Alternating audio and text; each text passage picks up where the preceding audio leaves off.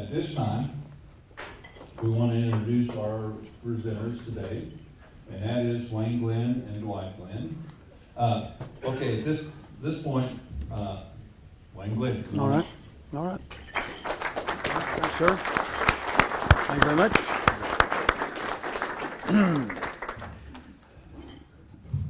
It is a pleasure to be with you all today. Of course, quite a few of you I know. And first of all, I want to say that along with being glad to be here, that this, I guess, room is kind of representative of a cross-section of Springfield. And I don't mean John Q, the room, I mean you all. Many of you have been in the music business for 30, 40, 50, 60, maybe someone here, 70 years. And if we took all of those numbers and added them all together, that would be a tremendous amount of history. And when I did the book 10 years ago, actually in 2005, the book that he was holding up there, I had envisioned that as being only the first of more than one book. That's one of the reasons that it's not even a bigger book than it is. That didn't work out because there's a thing called the dollar sign. I printed 2,000 books, and the first 1,000 sold extremely well, and from there it took a lot of reducing prices and giving books away for promotional purposes through KTXR FM 101.3 in Springfield, Missouri. And so there was no way that I was going to be able to do a second book if I had any interest at all in not going in the hole.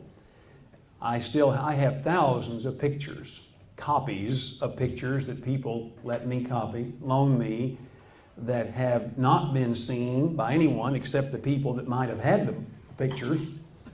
Again, 30, 40, 50, 60, 70, 80 years ago. And it's a shame, honestly, that those other pictures cannot be or have not been published.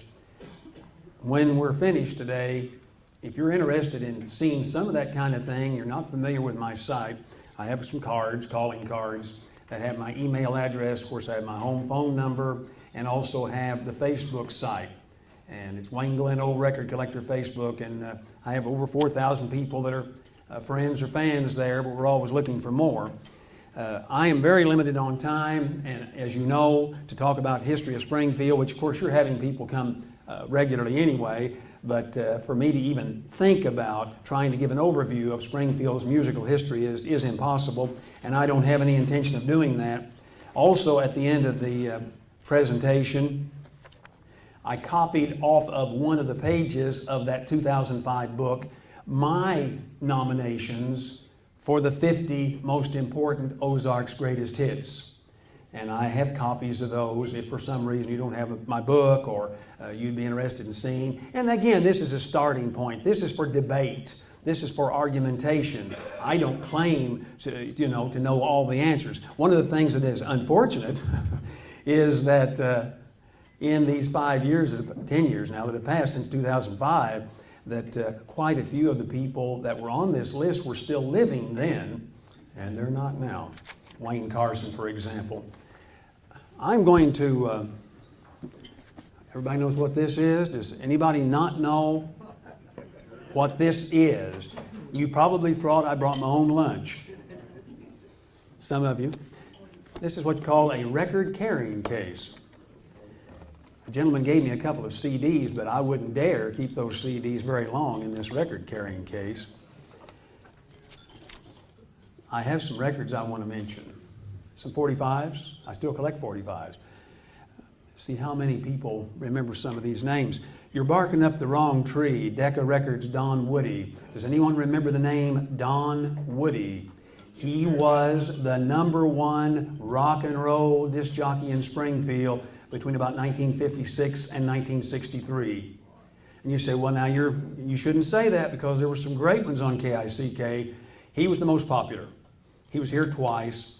He went to the military, came back briefly. He came here from Clinton, Missouri to go to SMS, which he did. And he became one of the guys doing warm-ups for the Jubilee. But I got to move. Here's a 45 Barbara Fairchild at Farmerama Fantastic Caverns, Saturday, June 1st, 1968. She was a little girl at the time. I say a little girl. She was not well known at all. She had no hit records, but she appeared at Fantastic Caverns with Lloyd Evans. Here's one that I bought in probably 1971 over on Commercial Street from Uncle Carl Hayden. It says, Hayden family, life's railway to heaven, Miami Shores walls. Uncle Carl Hayden, of course, he and the Hayden family were very, very popular. Of course, Charlie Hayden.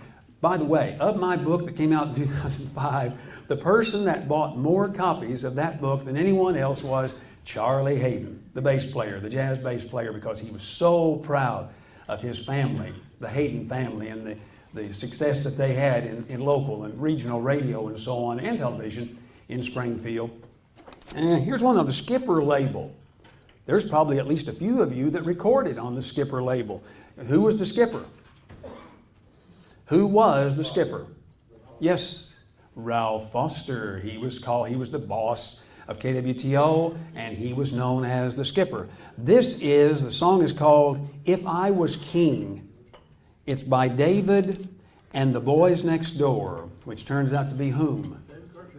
That's exactly right, David Kirschenbaum. And this song was written by David Kirschenbaum and Wayne Thompson, which is Wayne Carson. The Good Samaritan Boys Ranch, Help a Homeless Boy, songs by Stan Hitchcock and the Waymakers, reading by Fred Linder. Now, who would Fred Linder be? He was a well-known announcer who, when I was a kid, was the host of a show on KWTO called Hillbilly Heaven. Fred Lynn. That's right. Fred Linder is, and of course Stan Hitchcock we all know, and the Waymakers are still around in one form or another, not performing together very much. B.J. Carnahan. How many of you remember where B.J. Carnahan was from? Max Creek, Speedville, USA. Speed Trap, USA. That's B.J. Carnahan's place up there. His studio is still, of course, on that hill as you're going down into town. The April Fools, Monument Records. Pumpkins, the name of the song. Arranged by Rosebridge Band, 1970. Written by Hugh Walpole. The April Fools. That's the name of the group. That would be Hugh Walpole and group.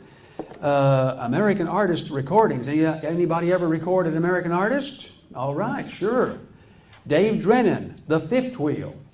Of course, Dave, I don't know if he's still in Eureka Springs or not. Here's the Ozark Playboys, Most Broken Hearts, written by Johnny Mullins. And Belinda will be here next month to talk about her dad that wrote the song that's on this. He wrote both songs, Don't Look at Me and Most Broken Hearts. And who are the Ozark Playboys? That's right, the Luttrells and the Presleys. And I went to Speedy Hallworth's wife's funeral last Tuesday night, and Jim Luttrell sat in front of me, and I don't guess Jim's able to be here today. He said, I'm down to my last performance. He said, my health is bad, and he said, I think he's 87 years old. He said, I'm going to try to perform like one or two more times, but he said, I'm not in good shape. But he was on this recording. This is about 1960, maybe 61. Let's see, did anybody know Bob Withers? A song called Lucille from Springfield, written by Bob Withers. I do not know who Bob. I thought maybe you'd know Bob Withers. Lived a block away from us. He just died 15, 16, 18 months ago. Would you consider him more or less kind of country, or country music, I mean? Real country. Okay. They brought up 12 singles, and I made a CD of them when he passed and gave them to the family. Lucille from Springfield, that's got to be a catchy song. Here's Wayne Carson on MGM, Rainmaker on one side, Salty Water Man on the other. I only met Wayne Carson once, and that was at Cy Simon's funeral. But I did interview Wayne Carson and have a good copy of the interview that I did about, how long ago was that been? 15 years ago.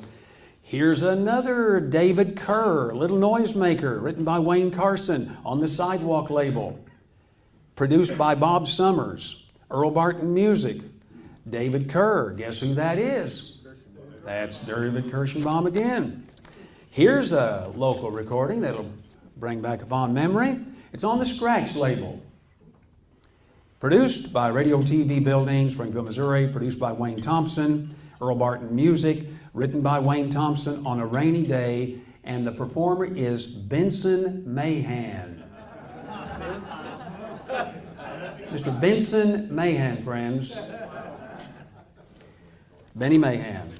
And it's interesting to note, I do believe, by the way, that talent, well, I honestly believe any ability that a person has, whatever area it might be, I believe God gives people talent.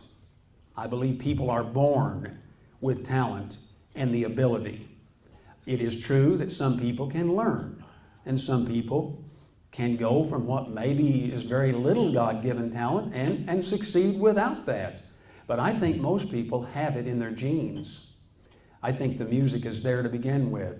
Benny Mahan is a close cousin of the Mabes, as in ball knobbers. They were related. Skipper Label, Woody Bledsoe, Heaven and Earth, and on the other side, It Ain't Much But It's Mine, written by Wayne Thompson. I don't think that there is a record, and I don't mean a vinyl record, I don't think there is a physical record of all the songs that were produced by Wayne Thompson, Wayne Carson, and others with the top talent.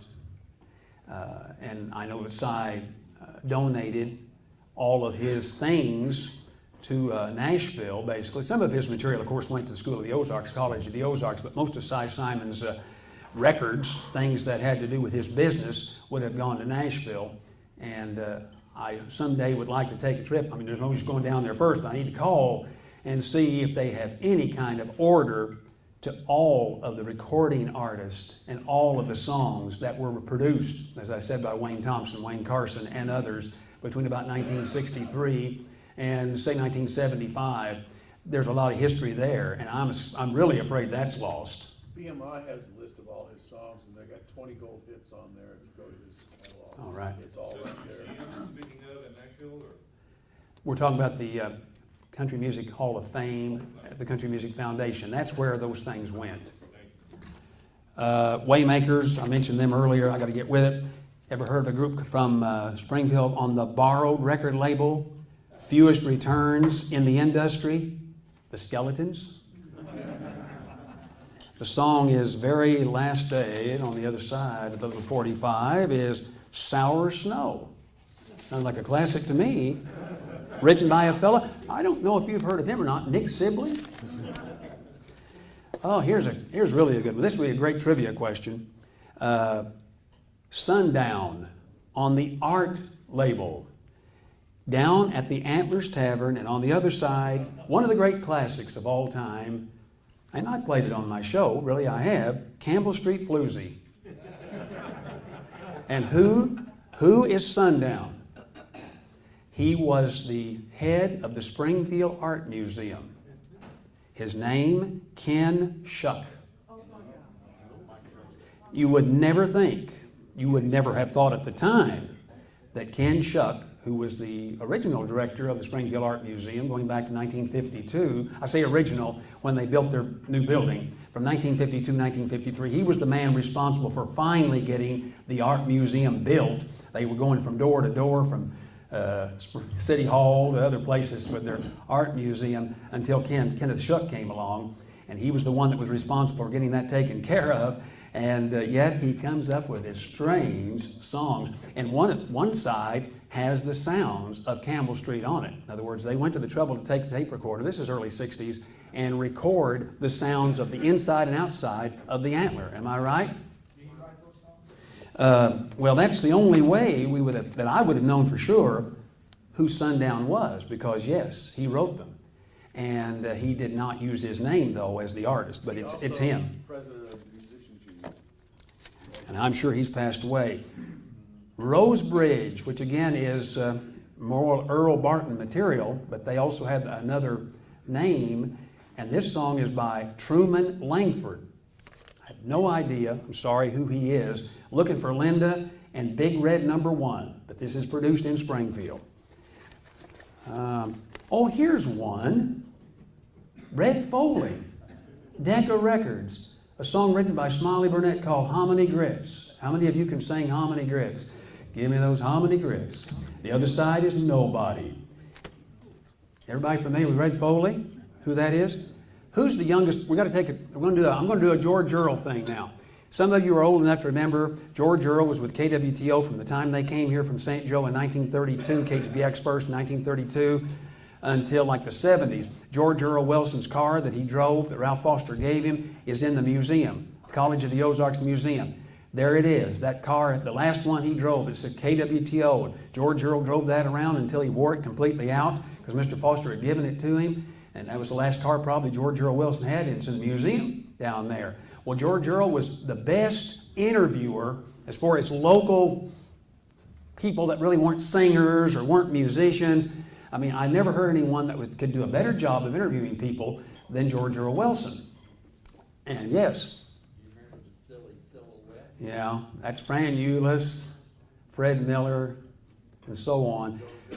George Earl Wilson was the original man on the street. And he interviewed people like Forrest Lipscomb, by the way, because Forrest Lipscomb was the sponsor of one of those original shows for the Man on the Street, which the Man on the Street in the earliest days, part of the time was at the Union Stockyards, but also was, of course, on the square in front of hers. And then on Saturday morning, George Earl went in hers to the garden room and did a show that was primarily aimed at ladies. There would be men there too. And he would do things like, who is the youngest or who is the oldest person here? And whoever that person would be would get a prize. So we're going to find out now who the youngest person is here today. Anybody here under 30?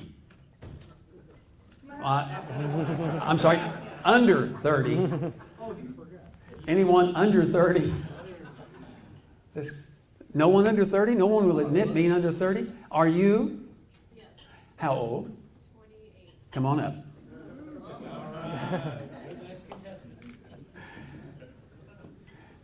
Walk right up here. And if you, I'm sure you couldn't be, there's no way I can embarrass you, is there? No, not at all. How old are you? 28. 28. Where are you from originally? Mount Vernon. Mount Vernon. Oh, Mr. Meyer, Ken Meyer, the guy I work for, he's from Mount Vernon. He's from Freistadt Yeah, I went to school there for 10 years. at the parochial school in Freistadt. That's great. You remember Bierman's? Yeah, All right. And graduated at Mount Vernon in what year? 2006. Okay, and why are you here with these old men today? My father, Joe Patton. All right. Good. Well, I'm going to give you this, but have you ever heard of Red Foley? Be honest now. Nope.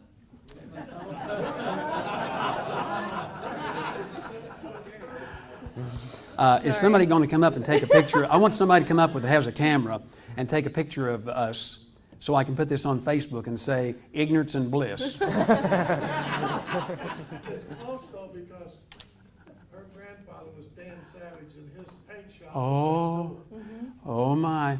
I just wrote on Facebook about the fella who did the Campbell 66 Camels. He originally worked for Dan Savage, and then he went to work for Mr. Frank Campbell full time, painting those camels on those trucks. You've got a picture, okay, and I'll give you my Facebook location later. No, you're not leaving yet. Please, please, I don't want... Okay. I want to tell you all about Red Foley.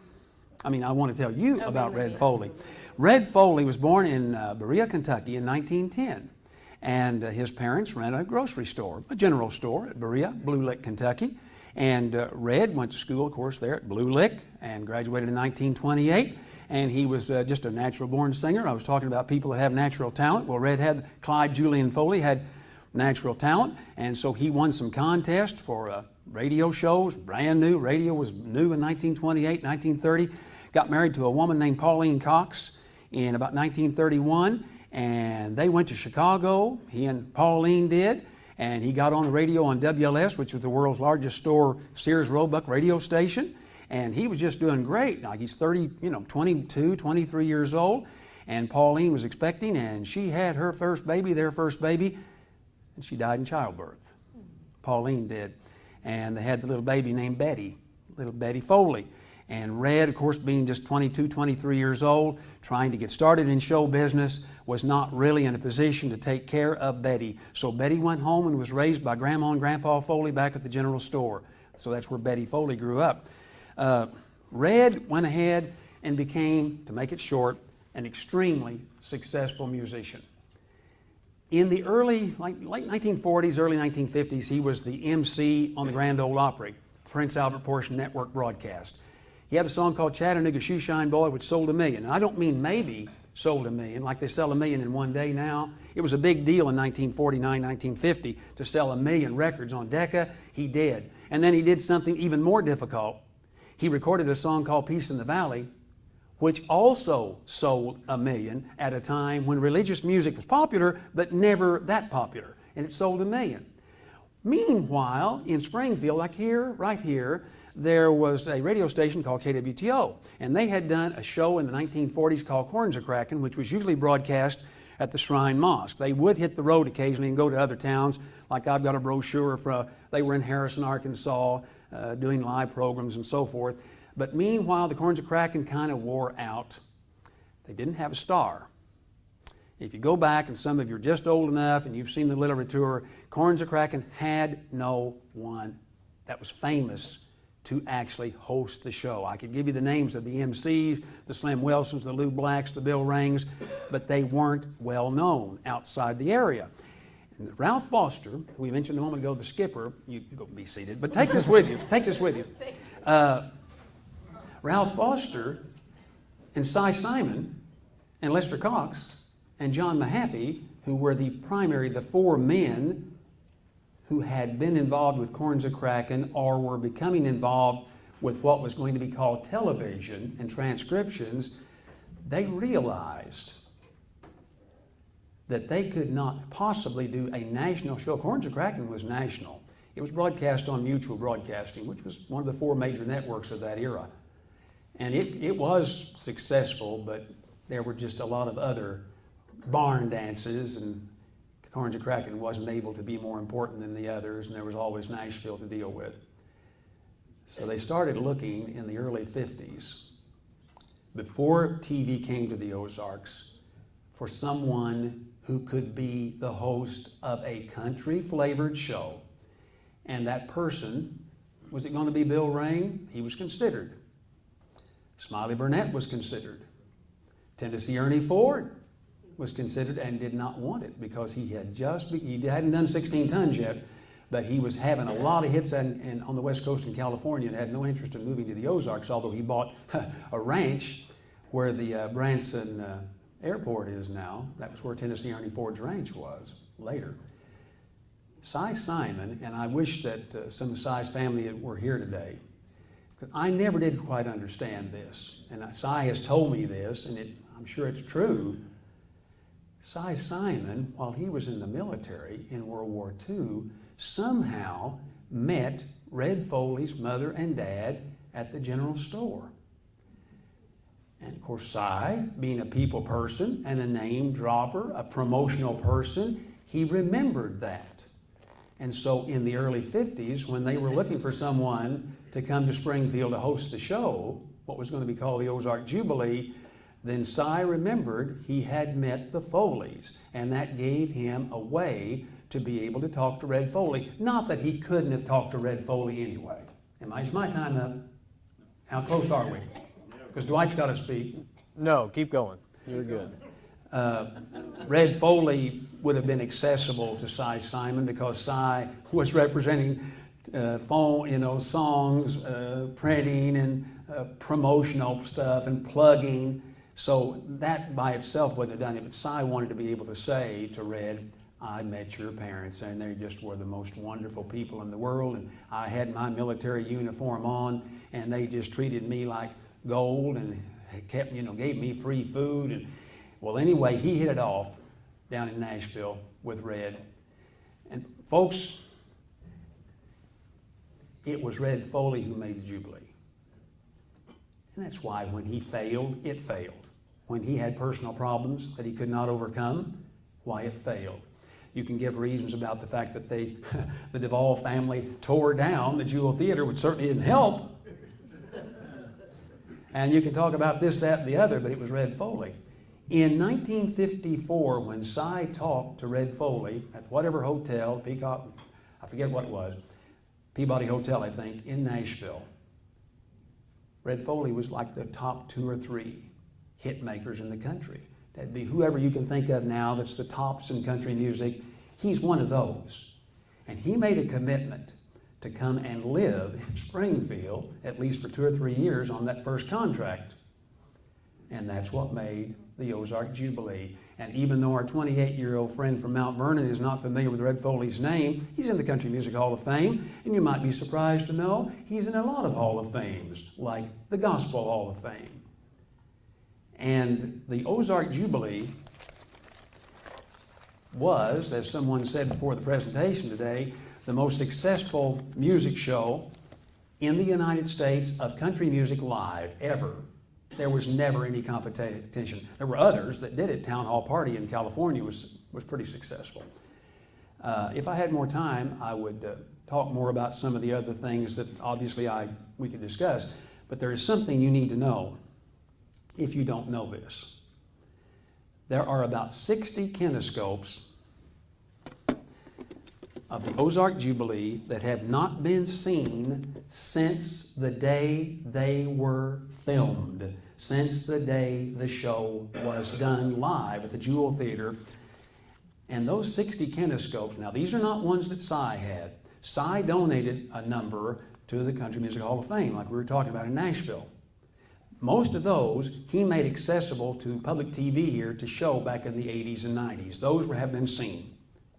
Also, a few were confiscated. When they tore down the Jewel Theater, the films were in a room in the Jewel Theater, and those were going to be thrown away. The artist, Andy Miller, who later went to Silver Dollar City as the #1 artist at Silver Dollar City, who created Silver Dollar City's style, Andy confiscated a bunch. Those have also been donated to the Country Music Hall of Fame and sold by family members of Andy, and so those are available. But the first shows, 1955, 1956, those are at UCLA in Southern California, and some of the performances, they have had students go through and view all of those shows and write down, this is all on the internet, you can't see the shows, but you can see what was on the shows, who the performers were, what was going on, the dates of the performances, and some of the artists that are on those shows. For example, the first show at the Jewel Theater, April 30th, 1955, Congressman Dewey Short is there. I don't know if there's any film of Dewey Short, who was a longtime congressman from Galena, was also Springfield. Pat Boone's first performance is on here, the Browns. Jim Reeves, Stuart Symington, Tom Henning, both U.S. Senators, Gene Autry, Stan Musial, Porter Wagner, Lefty Frizzell, Carl Perkins, of course lots and lots of local people like Slim Wilson, the Foggy River Boys, the Philharmonics, Brenda Lee's first performance, March 31st, 1956 on the Junior Jubilee, Wanda Jackson, of course lots and lots of square dancers, Tommy Collins, who was the mentor for Merle Haggard, Sonny James, the list goes on. Those are for sale. A man by the name of Tom, I'll give you the right name here, Tom A. Peters is the Dean of Library Science. He's the head of the library at MSU. I have his card. He is working to try to get those transferred to us back here in Missouri so that those can be put on the MSU site and made available for everyone to see free. Unfortunately, that sounds good, but he's having lots and lots of problems. They want $3,000 times 60. They want $3,000 for each episode, which would then become the property of MSU to use as they want. And they will update them, digitize them, and they have sent one copy, an example of what they can do.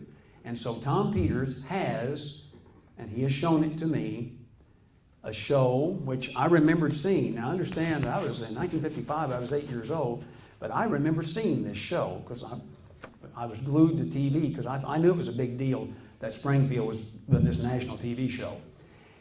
Porter Wagner, Red Foley, and Jeannie Shepherd all recorded different versions of Satisfied Mind. How many times? You get the song. They all did that in 1955. On this particular show that Tom Peters has is all of them singing it as a trio. And it's fabulous. It's just unbelievable. So I am big on trying to do what any of us can do, and with a group like this, to see if we can't work with MSU, their library department, and their foundation department, which is involved there at the library, to get these made available. If you have any interest in talking with Tom, obviously you don't have to have his card from me. You can contact him directly, but I would encourage that. He is trying to find some big daddy or some business or someone that would be willing to come up with what we're talking about. You can add up the $3,000 times 60. And here's my argument. They were done in the Ozarks. They should be in the Ozarks. They are an extremely important part of our heritage. And there's something else. You know this. Most of you are old timers. There would have been no Branson. There would have been no Silver Dollar City. I know Table Rock was important, obviously, but they would have never happened in the way they happened. That would have never taken place without the precedent set by the Ozark Jubilee. Thank you very much. And I'm out of time, right?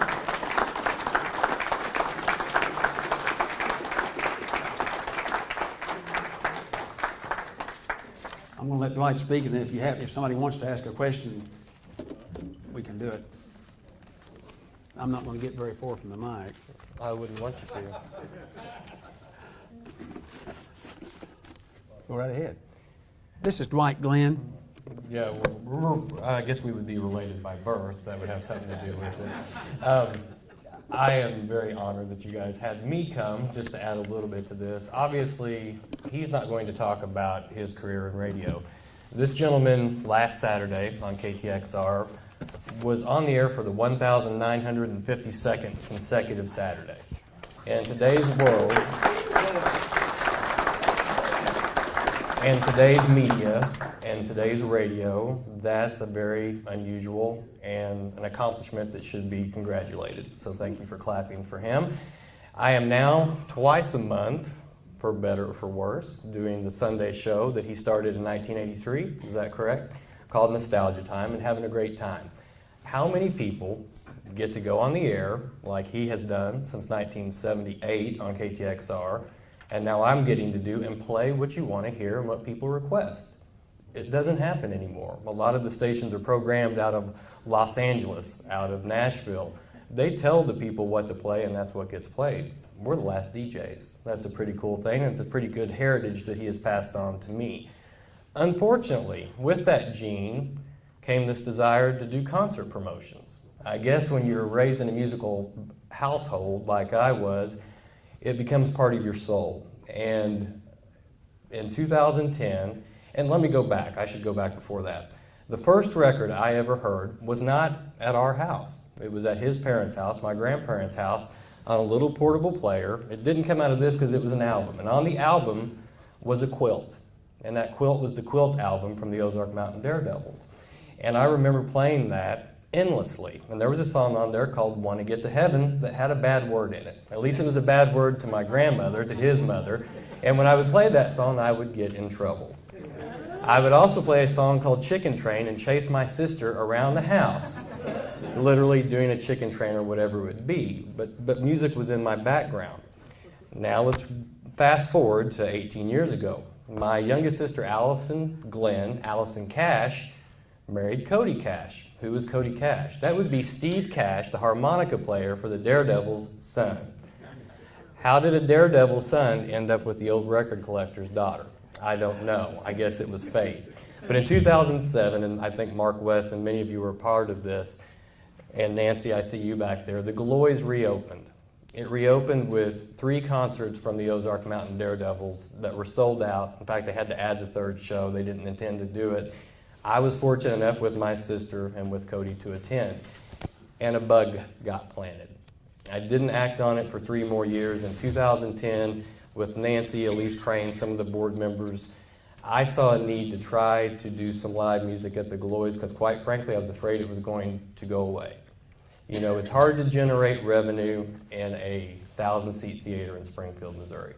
You can't do enough operas, you can't do enough symphonies, you can't do enough theater plays. You have to find avenues to generate ticket sales because in the end, that's what pays the bills. And we did 2 shows with the Daredevils in that form. And from there, 38 shows later, I'm still promoting concerts. I will say this. And hasn't made a dime yet. That's right. That's why I have to do a radio show subbing for him 2 times a month. And he doesn't pay well, I can tell you that. The Galois, and Jeff Steele is back there. You should all meet Jeff Steele. The Galois is in better shape financially and from a management standpoint, sitting here today, January 11, 2016, than it's been probably in the 9 years since the renovation was finished. It's in a better financial footing. It's got plans in place, whether it be film series, the opera is coming back this year.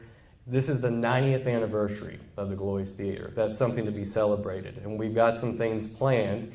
And I'm going to divulge this to the room, not with details, but we're going to do a Jubilee tribute show this year.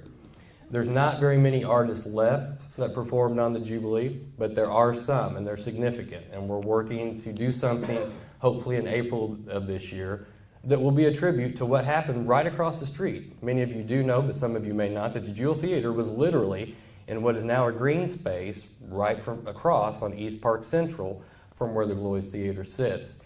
If we don't honor that now, the 28-year-olds of the world, the 44-year-olds of the world that wasn't raised with him, would not know about the Jubilee. It's part of our heritage, and it deserves to be recognized, and we're going to make an attempt to do that. So look for that in April. Also, because I believe live music is a part of our fabric, and when I see Lloyd Hicks in there, I was able, and it's one of my biggest treasures, Lou Whitney performed with Soup and the Sandwiches with Lloyd, with Marshall Tucker about 2 years ago. I'm getting goosebumps right now. Lou wasn't well, as you well know. But last time he played, and Soup said, I want Lou to play. And Lou played that night, and he was 20 years younger. It was the Lou Whitney we all remember, and that's the way we want to remember him on his birthday. So it's not just about bringing in the Kelly Clarksons of the world. It's not just about bringing in, and I have to do this, Merle Haggard and Willie Nelson will be at the O'Reilly Family Event Center on Friday, April 8th. Tickets go on sale this Friday at DrewTickets.com. See, the radio voice does work on occasion. Those artists are great. They're part of our heritage. Willie Nelson was in Springfield, Missouri, trying to get on the Jubilee. Did he wash dishes at Martha's? I don't know. Do we care? It's a great story. Merle Haggard was here in 1955, before he went to jail, trying to get on the Jubilee, and did not get on, and went back to Bakersfield, California. That's a great part of our heritage. But Lloyd Hicks, Soup, Lou Whitney, Big Smith, the people that I've worked with on a local basis bring me just as much of that flavor and Ozarks, because this is a great community for music. If we can bring local artists, give them a stage to maybe get to a national stage, like the Brenda Lees, like the people that were on the Jubilee, then that's what we want to do with concerts. I've been fortunate enough to be involved with many successful ones. They don't all work. If it was perfect, then you guys would all be doing it. We would all be doing it. But I love the reaction that you get when somebody's favorite artist is on that stage and they're seeing them for the first time. You can't replace that. And that's something that we're trying to do with the Galois. Jeff's now going to help book things at the O'Reilly Center. We're trying to create a community where we can bring shows to Springfield that might otherwise go right past us. In the past, as you well know, Springfield is probably a third-tier market. We want to try to get it to where it's a second-tier market. If we can do good shows, get people to buy tickets, make the artist happy and their fans happy, we can continue to do that. And I do have one thing that I've been doing research, which I actually do when I do his radio show. Carl Perkins was one of the people that you mentioned that was on the episodes in 1955. Singing Blue Suede Shoes. Singing Blue Suede Shoes for the first time nationally. He was supposed to leave Springfield and go to New York and do the Perry Como show the next Saturday. He had a car wreck on the way there, a bus wreck to be more accurate. 3 of the members and he were hurt seriously. The song still got to #1, but it allowed a window for an RCA artist named Elvis Presley to record that. Elvis did not release that single until Carl Perkins was out of the hospital, out of respect for his fellow son artist. Mm-hmm. That's the type of information that this man has brought to all of you and all of us for 40 years. And I respect what he does. What you don't understand is that book that's being passed around. Where is it? I think somebody stole it, is what they did. That book that's being passed around, he collected every picture, he collected every story. He handwrites that out because he types about like Stevie Wonder. So it's really hard for somebody like that on a computer to get a lot done. That's a labor of love, and what he does is a labor of love. So if by promoting concerts and doing radio shows, we can enhance the enjoyment of music in the Ozarks, then we've accomplished something. So thank you for your time, and he will take questions. If you have some for me, I'll be glad to answer them as well. In the back.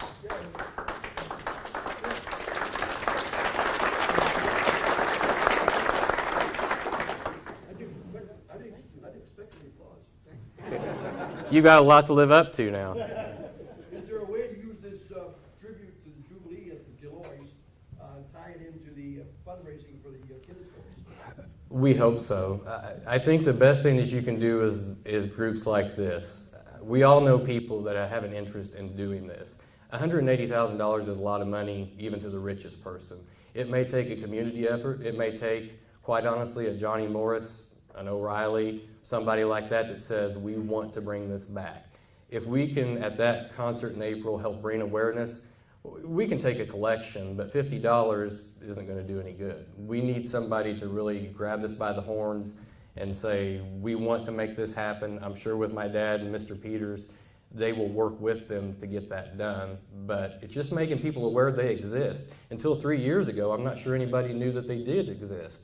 And we found out that he found out that UCLA has them. They're in good shape, and they're worth saving. Because quite frankly, there's nobody in Los Angeles, California that quite frankly probably cares the way that people in Springfield, Missouri do. All Any more I know our questions? time's up. Mr. McCoskey? No. More questions? Yes, sir. I met with Homer Bradley, who was the head of the Nashville Musicians Union, and we talked extensively about why the Jubilee did what it did, or failed, or whatever you might want to call it. And he said there was actually, Nashville had a very kind of a spear in their side about the Jubilee. Oh, that's They true. tried everything they could That's right. to actually destroy it Right. or make it go away. Absolutely. I wondered if you might touch a little bit. No, you've said it. That's exactly right. Nashville was afraid of Springfield, and there's no doubt about it. Springfield was becoming more successful because anytime you can have a TV show on, even ABC was third rated at the time, but still 120 TV stations, ABC at the time, 1955, 56. Well, eventually. Then, of course, can you imagine anyone here being able to speak to the number of people that were watching that show at that point? Millions and millions of people. Everybody wanted to be on the Jubilee, like you're talking about Merle Haggard and Willie Nelson as unknowns. And so there's no doubt that Nashville was jealous. And they were more than jealous. They did do what they could to blackball the people that were regulars. Red Foley, when he left here, of course, in 1961, he went back to Nashville, but he was shunned. Wasn't there also, I heard underneath the street talk, that there were certain factions of the religious community that did not appreciate those drunken country people singing? I don't think that was it. I think that it was Red Foley's personal problems more than any single thing, and his tax evasion charges were obviously a big problem. But if there was anyone that was agitated by the Ozark Jubilee being here, it was the people that didn't like hillbillies. Right. The image, forget the gospel part, I mean, that was a part of it, but it was the hillbilly image. Well, here's something I didn't have a chance to say. If you do go to the internet and you do type in UCLA Film Archives and you do go to see the list, the detailed list of the songs and the singers from January 1955, and then there's a few of the shows as recently as 1960, but 90% of the stuff is 55, 56. Get this, it's rockabilly. It's rock and roll. Cy Simon, I wish Janie were here, or anybody from Cy's family, because they did, it's a false impression that it was hillbilly or country. Yeah, that was part of it. But Carl Perkins, he was on the cutting edge. Little Brenda Lee was on the cutting edge. Wanda Jackson was on the cutting edge. There's a performance on this by a guy named Roy Hall. Roy Hall on one of these shows sings and performs "See You Later, Alligator." Roy Hall was one of the original guys to record "Shake, Rattle, and Roll." He was a hillbilly rockabilly. And so that's what it was. It was they were ahead of the game. Wayne had to go to Memphis to do the letter and worked with. By the those time you guys get to out the in Memphis, 60s, right. Way before Nashville even liked it. Of course, he had an A minor in that song, that's why they didn't like it. Anyone else? A comment or question? Yes. Yeah, speaking of rockabilly, it's my understanding that Elvis early in his career had requested interest in being on the Ozark Jubilee, but somebody had made the comment that we're not bringing him on here because that boy is a flash in the pan. I don't know. I honestly don't know if that's true or not. Yeah, well, actually, I read that in Carl Perkins' book, but I was gonna ask you, who was the decision maker for determining who might be or who not in the plan? Well, of course, the people that made the decision would have been Cy Simon, and primarily as to who would be on the show, you mean? Right, I wanted Redhead any. I can't think of anybody. Red Foley, he wasn't the type of person that was vindictive one way or the other. He probably, like Dean Martin, he probably didn't know until the day of the show who was going to be with him. One of the things that prevented Elvis from being on American Bandstand was that Colonel Tom Parker wanted to be paid for every appearance that Elvis made. So that might have been something that had something to do with it as well. Yes, sir. At the time, Cy Simon was booking Lloyd Hicks and our band, Lord Mac, and I was with him, Cy, one day, and when he was having the discussion of the Ozark Jubilee, and he mentioned that it was the publishing he couldn't get to move up here as much as any one thing. He said if the publishing would have moved up here with him, Yeah, the rest of it was already here. right. And that would have been Roy Acuff. Acuff Rose. Rose was one of them. I don't think Roy Hill and Acuff would have Range. wanted to leave He the didn't- Grand Ole he was Opry. the main- Yeah. But he did appear on the Jubilee. Don, Roy Acuff was on there. Don Richardson was the script writer for the Jubilee for just almost every single episode. And when I first started doing my shows on KTXR, I guess, and on KWTO in the 70s, he called me and he liked what I was doing, trying to keep the memories of the Jubilee and other things alive. And he said the only Nashville artist that never appeared on the Ozark Jubilee, of all the people on the Grand Ole Opry between 1955 and 1961 when the Jubilee was going on, the only one that would not appear was Hank Snow. And Hank was big at that time, but he said every other act that they wanted, that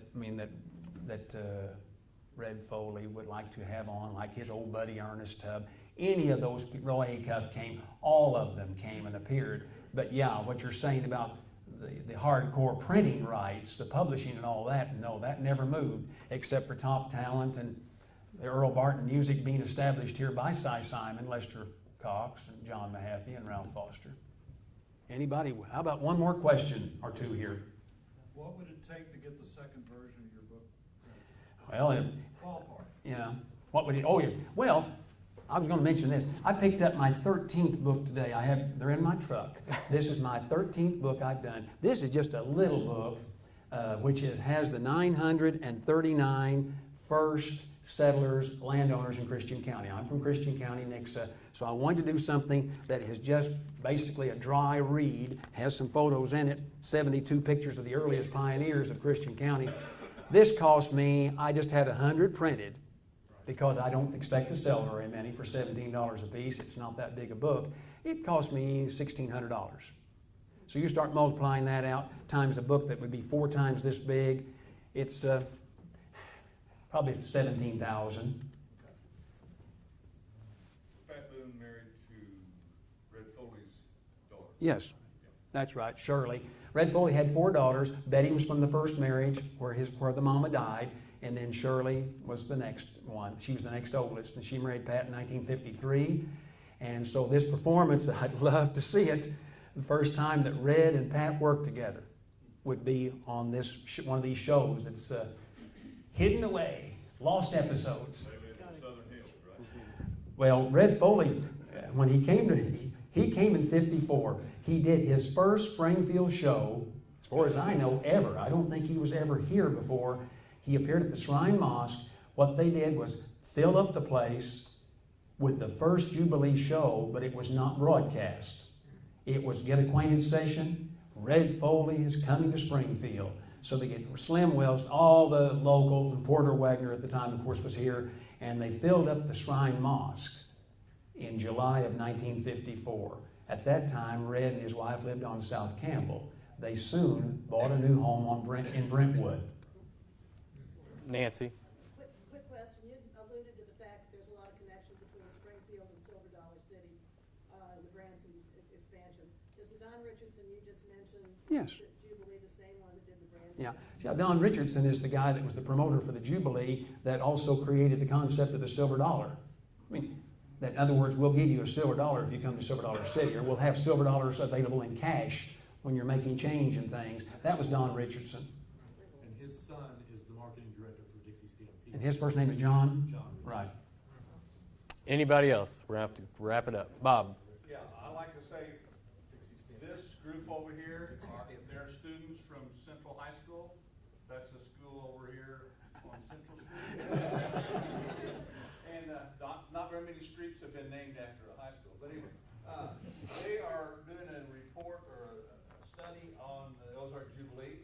So, and I know some of you have stories about your parents or Jubilee, and they're going to stick around, and they'd like to talk to you. So if you got some stories, please share them. And give credit to your sponsor that gave you the idea or allowed you to have this as your project. Who is your sponsor?